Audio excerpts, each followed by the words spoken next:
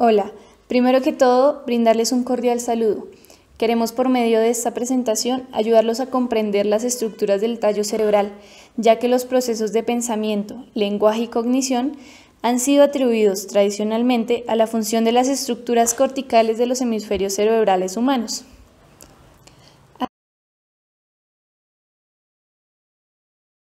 Asimismo, existe una evidencia empírica creciente acerca de la participación de diversas estructuras cerebrales, como el tálamo, los ganglios de la base o el córtex paralímbico en estas funciones lógicas.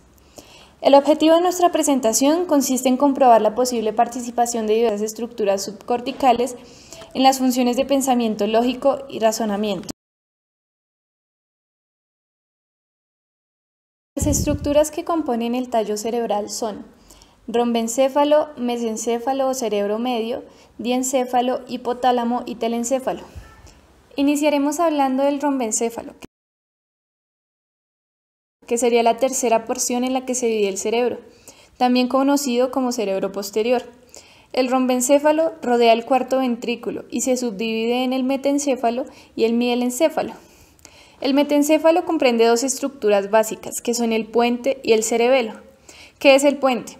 El puente es una gran protuberancia en el tallo cerebral y es muy importante porque incluye núcleos para el sueño y el alertamiento.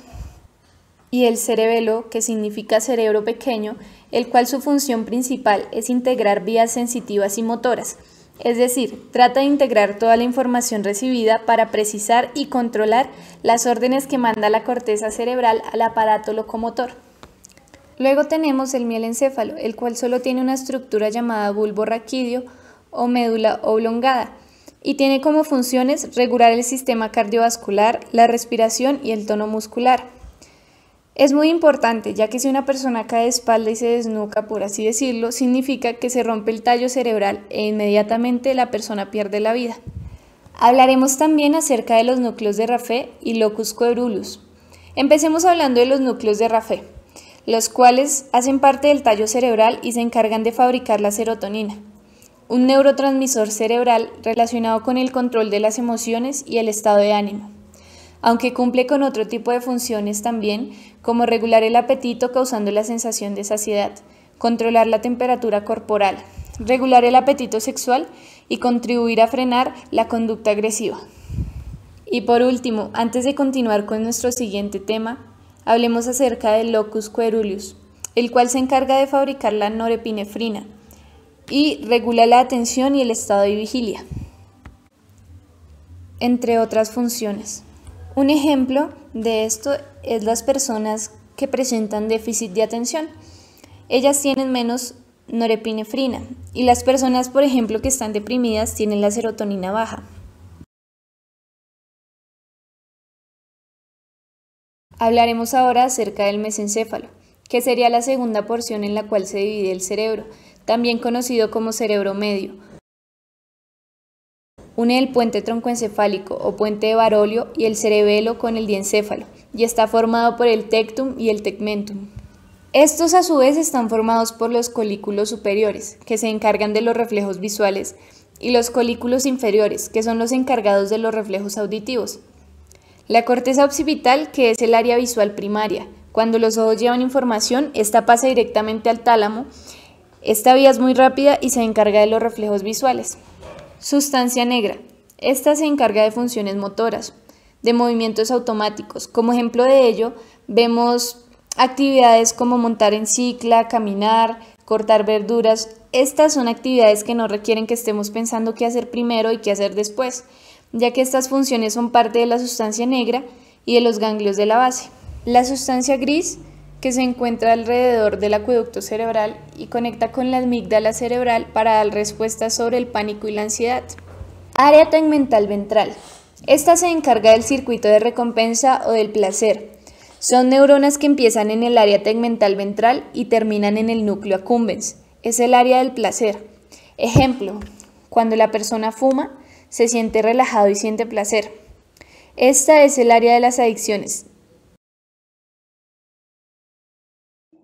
Ahora vamos con el diencéfalo, que es la parte del cerebro que se sitúa en la región medial. o sea, por debajo del cuerpo calloso. En él encontramos el tálamo, que es el encargado de la información sensorial de los 4 sentidos: la visión, tacto, gusto, audición. Un ejemplo de estos es si hay una lesión en el tálamo o en el tallo, lo más probable es que la persona muera.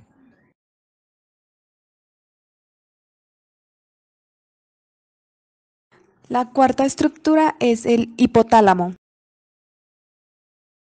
El hipotálamo se encuentra ubicado en la parte más inferior del diencéfalo. Sus funciones tienen que ver con el comportamiento. Tiene 14 núcleos distintos y cada uno cumple una función distinta. Pero tenemos 3 grandes funciones. La primera es el control endocrino, que se encarga de toda la liberación de hormonas del cuerpo. La segunda, que es la hipófisis o glándula pituitaria, la cual tiene una función endocrina que se encarga de comunicarse con otras glándulas del cuerpo, como por ejemplo el hígado, la tiroides, el páncreas, las glándulas sexuales, la paratiroides y las glándulas suprarrenales. La tercera función importante es el epitálamo o glándula pineal. Es un área del cerebro que se encarga del crecimiento. Nosotros los seres humanos segregamos una hormona que se llama melatonina, que se segrega cuando dormimos. Por ejemplo, con los niños es importante para su buen desarrollo dormir y no trasnochar, pues en ese momento se segrega la melatonina. Por último, hablaremos del telencéfalo. Este está constituido por las regiones más externas del cerebro, incluyendo la corteza cerebral y los ganglios basales, entre otros. Se trata de la región del encéfalo más desarrollada en los humanos y de hecho es la estructura que coordina la mayoría de acciones voluntarias del organismo. Asimismo, este se divide en hipocampo y núcleos basales.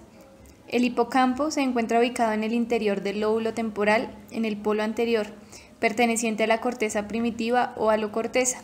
Tiene como función principal regir procesos que permitan que los recuerdos se almacenen en otra parte del encéfalo, sobre todo en la corteza. Asimismo, dentro del hipocampo encontramos las amígdalas cerebrales o cuerpos amigdalinos, que tienen que ver con las emociones como la rabia, el miedo, la ansiedad, la tristeza y las fobias. Y los núcleos basales, que son conjuntos de neuronas localizadas en el centro del encéfalo, por debajo de la corteza cerebral, con funciones que van desde el control del movimiento hasta el procesamiento de las emociones. En esta diapositiva se hablará de la enfermedad del Alzheimer. Se hablará principalmente de las causas en las áreas más afectadas. En un cerebro con Alzheimer se produce una importante pérdida neuronal. La muerte de las neuronas está relacionada principalmente con 2 tipos de alteraciones: la acumulación de placas de proteína beta-amiloide y de ovillos neurofibrilares de proteína tau. Estas placas y ovillos afectan al funcionamiento y la supervivencia de las neuronas, ya que, además de generarse procesos de toxicidad, interrumpen la capacidad de las neuronas para comunicarse entre sí, conduciendo inevitablemente a su muerte. Este proceso neuropatológico suele iniciarse en una zona muy concreta del cerebro, el hipocampo. No obstante, a medida que la enfermedad avanza, otras regiones cerebrales también se verán afectadas. El hipocampo, pues, es una de las áreas del cerebro donde empiezan los primeros daños que causa la enfermedad del Alzheimer. Su funcionamiento es vital para la formación de nuevas memorias y para el proceso de aprendizaje. Por esta razón, en las fases iniciales de la enfermedad, las personas con Alzheimer suelen tener dificultades para recordar cosas que han sucedido recientemente o para retener nueva información, mientras que otras informaciones del pasado están muy conservadas, puesto que las áreas implicadas en su recuperación están aún preservadas en ese momento. La sucesiva afectación de otras áreas cerebrales será la responsable de la aparición de otros síntomas, como alteraciones en la capacidad de tomar decisiones, cambios en la personalidad y en la conducta o dificultades para comunicarse. Causas. El Alzheimer se produce debido a la reducción de la producción cerebral de acetilcolina, un neurotransmisor, lo que provoca un deterioro en el rendimiento de los circuitos colinérgicos del sistema cerebral. Placas. La beta-amiloide es un fragmento residual de una proteína grande. Cuando estos fragmentos se agrupan, parecen tener un efecto tóxico en las neuronas y alterar la comunicación entre las células. Ovillos. Las proteínas tau tienen incidencia en el soporte interno y el sistema de transporte de la neurona para llevar nutrientes a otros materiales esenciales. En la enfermedad de Alzheimer, las proteínas tau cambian de forma y se organizan en estructuras denominadas ovillos neurofibrales. Los ovillos interrumpen el sistema de transporte y son tóxicos para las células.